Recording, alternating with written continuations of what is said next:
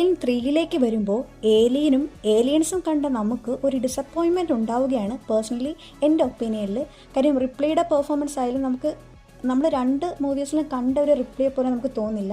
പിന്നെ ഈ മൂവിയിലാണെങ്കിൽ alien form ചെയ്യുന്നത് ഒരു അനിമലിൻ്റെ ബോഡിയിൽ നിന്നും പുറത്തേക്ക് വന്നിട്ടാണ്. അതുകൊണ്ട് തന്നെ കൂടുതലും ഈ അനിമലിൻ്റെ സ്വഭാവമുള്ള ഏലിയൻ പോലെ ആയിരിക്കും. മീൻസ് നമ്മൾ രണ്ട് മൂവീസിലും കണ്ട പോലത്തെ ഏലിയൻ ആയിരിക്കത്തില്ല, കുറച്ചുകൂടെ വയലൻസ് ഉള്ള ഒരു അനിമൽ ഫോർമേഷൻ ആയിരിക്കും അത്. ഈ മൂവി നടക്കുന്നത് സ്പേസ്ഷിപ്പിലല്ല, വേറൊരു പ്ലാനറ്റിലാണ്. അവിടെ ഒരു കൂട്ടം പ്രിസണേഴ്സ് ഉണ്ട്. അതിനിടയിലാണ് റിപ്ലി ചെന്ന് പെടുന്നത്. റിപ്ലിക്ക് പിന്നാലെ ഏലിയനും അവിടേക്ക് എത്തും. അവിടെയുള്ള പ്രിസണേഴ്സിനൊക്കെ അറ്റാക്ക് ചെയ്യും. അതിൽ നിന്നും കുറച്ച് പ്രിസണേഴ്സും റിപ്ലിയും സർവൈവ് ചെയ്യാൻ ശ്രമിക്കുന്ന ഒരു മൂവിയാണിത്. ഇനി 4th പാർട്ട് ഏലിയൻ റീസറക്ഷനിലേക്ക് വരുമ്പോൾ ഇതിലും മെയിൻ ലീഡ് റിപ്ലിയാണ്. മൂവി നടക്കുന്നത് സ്പേസ്ഷിപ്പിലാണ്. റിപ്ലിയുടെ ബോഡിയിൽ നിന്നും ഏലിയനെ അവർ എക്സ്ട്രാക്ട് ചെയ്തെടുത്ത് അതിൻ്റെ ഫോർമേഷൻ നോക്കുകയാണ്. റിപ്ലിയും അവർ ഒന്നേന്ന് ക്രിയേറ്റ് ചെയ്ത് ക്ലോൺ ഉണ്ടാക്കിയെടുക്കുകയാണ്.